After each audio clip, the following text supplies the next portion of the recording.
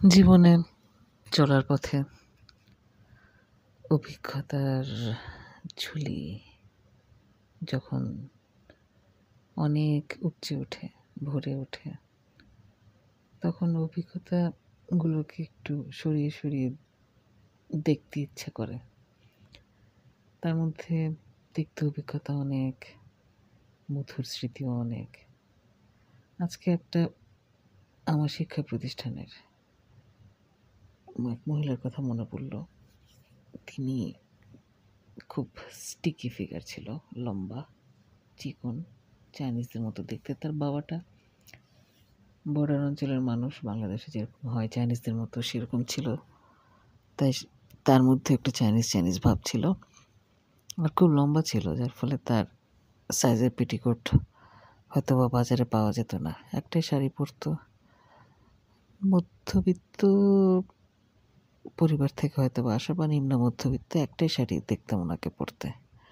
আর ক্লাসে যখন দাঁড়াতো তখন চোখ চেয়ে পড়তো পায়ের কাছে, শাড়ির কাছে। তো অভিজ্ঞতা জিজ্ঞেস করলাম যে কী কারণে আমাদের চোখের দৃষ্টিটা তার শাড়ির কাছে যে পড়ে। তো সবাই বলল যে হয়তো বা পেটিকোট খাটো, সেই জন্য তোমাদের চোখ যে ওখানেই পড়ে। মানে টিচার হিসেবে যখন স্টুডেন্টদের সামনে কেউ লেকচার দেওয়ার জন্য বা লেকচার ডেলিভার করার জন্য মূলত টিচাররা যখন এসে দাঁড়ান, তাদের ড্রেস আপ কিন্তু একটা বিশাল ব্যাপার। তো যাই হোক, তার ড্রেস আপটাও একটু খটকা লাগতো। তারপর তার আরেকটা বৈশিষ্ট্য ছিল।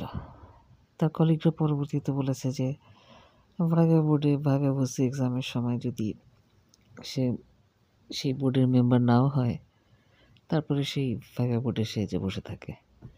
পরবর্তীতে বুঝেছি যে আসলে ভাইভা বোর্ডে হয়তো সে বসে থাকতো তার যেসব নির্ধারিত স্টুডেন্টরা আছে তাদেরকে সুযোগ সুবিধা দেওয়ার জন্য, হয়তো বা সেই কারণেই তার ওখানে উপস্থিতি সবসময় সরব থাকতো। আমাদের তখন 19-20 বছর বয়স, খুব কম বয়স। বড় বড় বাঘা বাঘা প্রফেসরদেরকে দেখে আমরা থরহরি কম্প। যদিও সবার ব্যবহার খুব ভালো ছিল আমাদের শিক্ষা প্রতিষ্ঠানে, যে কারণে কখনোই মনে করিনি যে কেউ এই ধরনের আক্রমণাত্মক আচরণ করবে। সেই ভাগাবস্তি এক্সামে আমার ডাক আসার আগেই, যখন এক্সাম হচ্ছে অন্যান্য স্টুডেন্টদের, আমি একটু এক্সাম রুমের সামনে, দরজা আধা খোলা ছিল, দাঁড়িয়ে দাঁড়িয়ে দেখছিলাম যে কীভাবে এক্সামটা হয়। অনেক টিচারই এখানে আছেন, কিন্তু সে সেই এক্সাম বোর্ড থেকে হন্তদন্ত হয়ে বের হয়ে আমার উপরে ঝাঁপিয়ে পড়ল। সে দাঁত কটমট করে বলতে থাকলো, এখানে কি তোমার? তা আমি বেশ অবাক হয়ে গেছি। এরকম একটা আক্রমণাত্মক ভাব তার দেখে আমি আশা করি নাই, কারণ কোনো টিচারদের আমি এই ধরনের কোনো ভাব এর আগে দেখিনি। আর তাকে তো চিনিই না, কারণ সে তখন আমাদের কোনো ক্লাস নেয় না। জাস্ট তাকে ডিপার্টমেন্টে দেখি আর কি, একজন টিচার হিসেবে অনেক টিচারদের মধ্যে।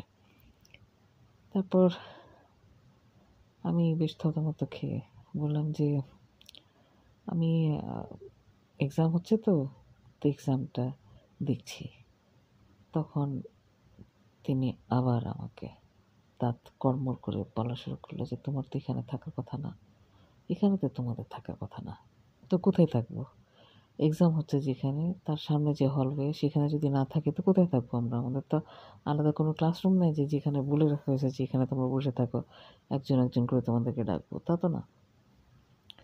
তো আমি তার সেই আক্রমণাত্মক ভঙ্গিটা এখনো ভুলতে পারি না। খুব ভালো ইংরেজি শব্দ উচ্চারণ করতো। কোন দেশ থেকে জানি কিছুদিন পড়াশোনা করে আসছিল, বিদেশের কোন দেশ থেকে।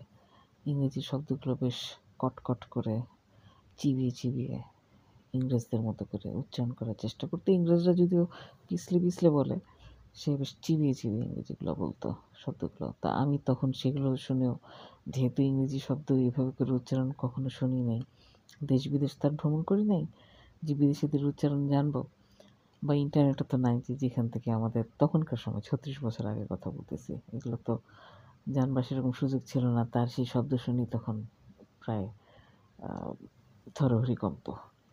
তো তখন ভয় পেয়ে গেলাম। ভয় বেশি না যত পেয়েছি, অবাক তাতে বেশি হয়েছি।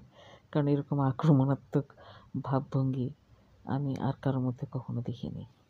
তাই মনে আছে আরকি। এবং সেটা অনেকদিন পর আবার মনে পড়ল। তাই মনে হলো যে মনে যখন পড়েছে একটু না হয় মনে রেখে দিই।